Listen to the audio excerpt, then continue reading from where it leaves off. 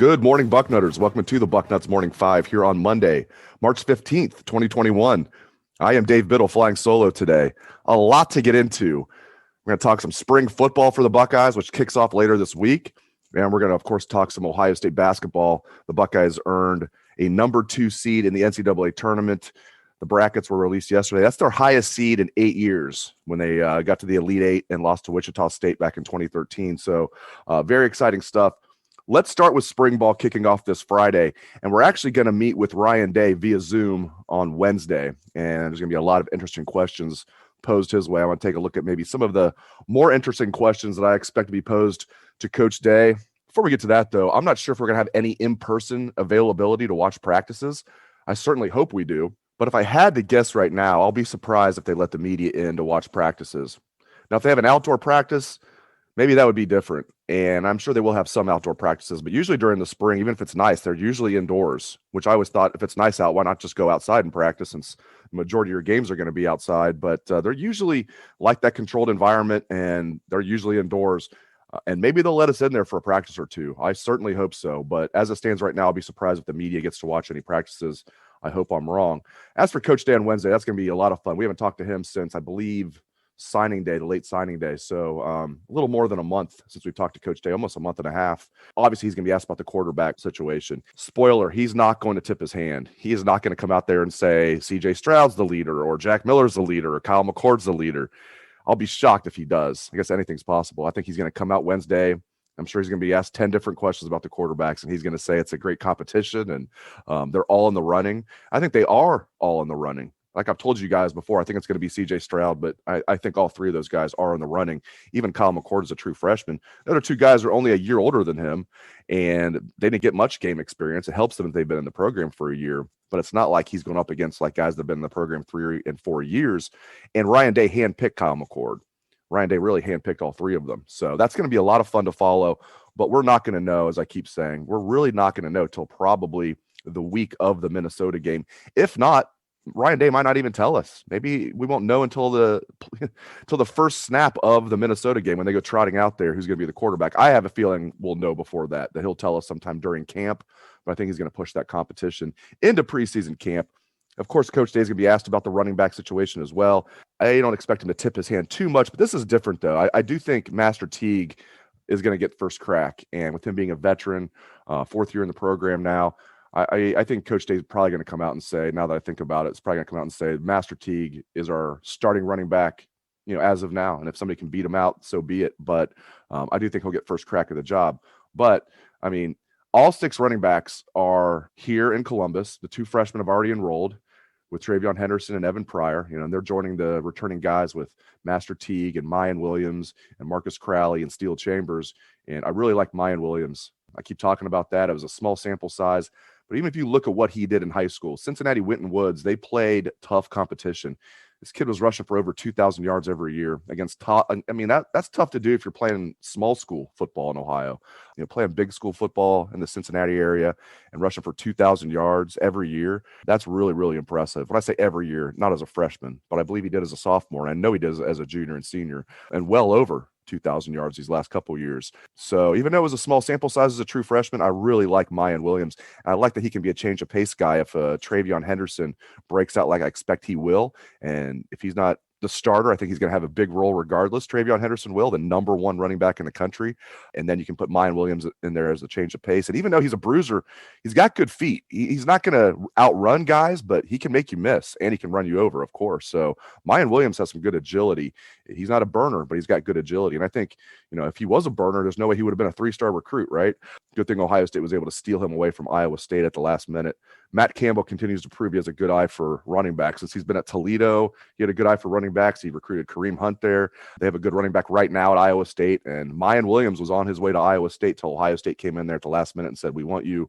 And good thing that they did that. People thought that was a reach for Ohio State. It's looking good now. So I'm sure Coach Day is going to be asked a lot about the running backs. And then, of course, he's going to be asked a lot about the defense. What's going on with the defense? What changes are you guys making?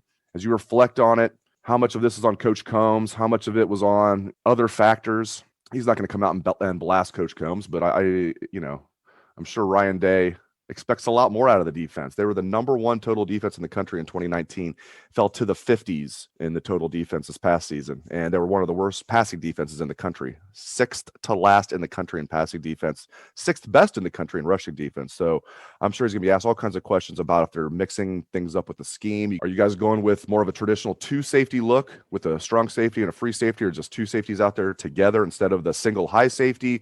You mixing both of those in together with the single high safety at times and the 2 safeties together at times.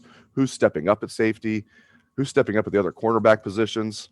And just all kinds of questions about the defense. Linebackers, who's going to be right now, who's in line to be the starting linebackers, replacing those guys, all those seniors that left, the 3 starters, and plus Justin Hilliard, who's almost like a 4th starter out there. He was the 4th starter against Alabama when they decided to go with 4 linebackers, which is still head scratching, but they were depleted in that game. So they had to try something. They tried 4 linebackers. The 4-4-3 alignment against Alabama did not work out very well there. At one point, Tough Borland was one-on-one against the Heisman Trophy winner, Devontae Smith. Not good at all. So Coach Day is going to be peppered with questions about the defense. Coach Paul Rhodes coming in as the defensive analyst. I'm personally going to ask him about that. I want to know more about that role. What exactly is he going to be doing? I mean, I got a pretty good feeling what Coach Rhodes is going to be doing.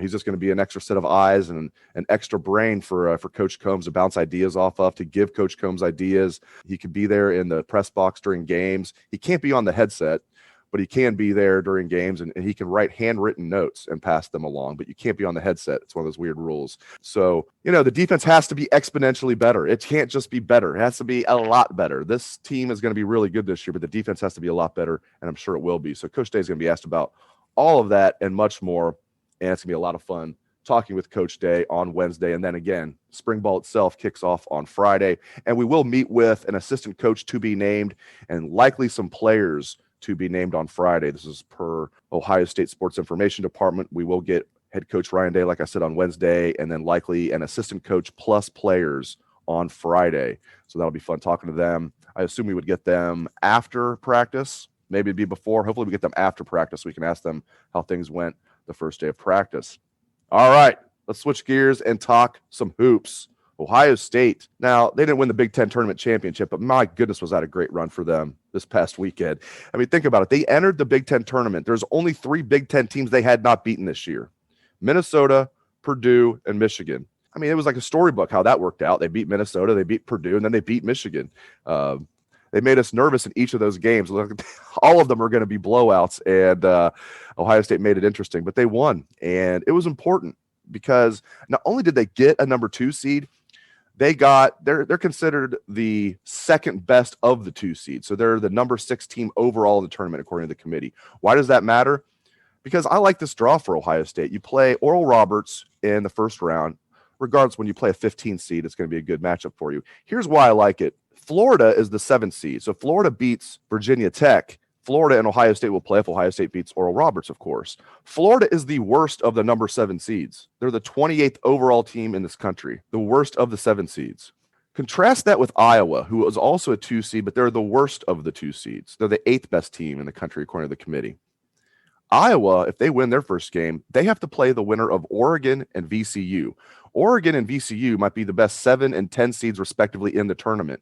In fact, before the tournament, I was talking with one of my good friends, Jeff Rapp, who used to work here at Bucknuts, and we were talking about how VCU and Oregon were going to be 2 of our upset picks.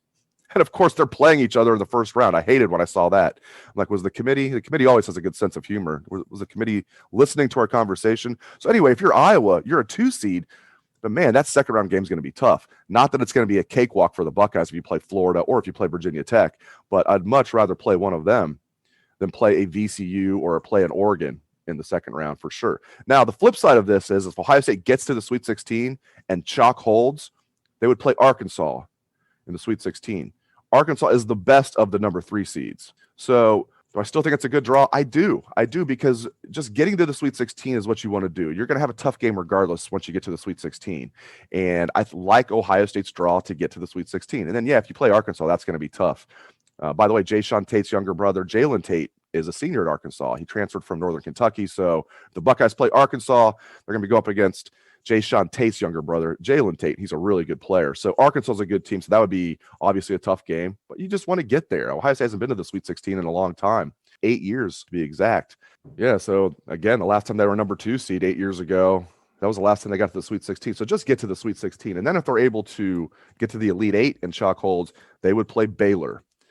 And Baylor is the second best team in the country, third best team in the country. I think the committee has them, as the third best. But regardless, I mean, they're fantastic. And they've been one of those teams all year, along with Gonzaga and at times Michigan and now Illinois, where people are like, those are the best teams. And Ohio State's been in that conversation too. They've dropped off a little bit, but I like Ohio State's chances here. Do I think they're going to win the national championship? No, I don't. But they are one of like 10 teams I think that have a chance, 10 or 12 maybe. And there's parity. When Gonzaga they're a great team, but when that's the best team, even though they're a great team, I mean, we're not talking about some unbeatable team here. Even though they're undefeated right now, I mean, guess what? If they had to play the Big Ten schedule, you think they'd be undefeated? Heck no, they'd have multiple losses.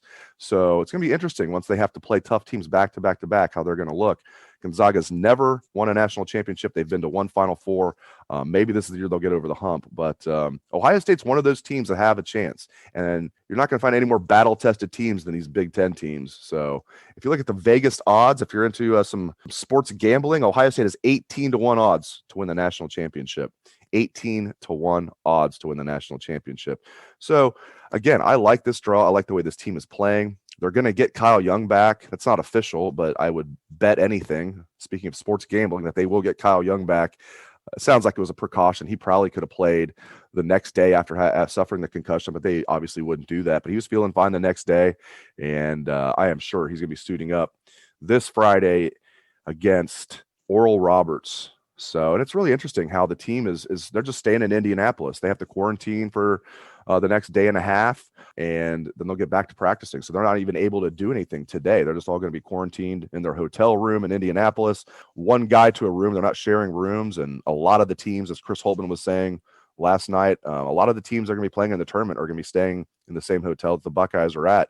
I'm not sure what specific hotel it is, if you're wondering, but it is interesting to me that they have to stay in Indianapolis. They weren't even allowed to come back to Columbus for a couple of days, and they can't even practice or do anything today. Not that they would practice after playing four games in 4 days, but I do find that schedule very interesting. So this is just a lot of fun. This is going to be a great week. Spring ball kicks off, and then we have Ohio State basketball on Friday, and then very likely on Sunday as well. And hopefully next Monday on the morning 5-ish, we'll be talking about the Buckeyes being in the Sweet 16.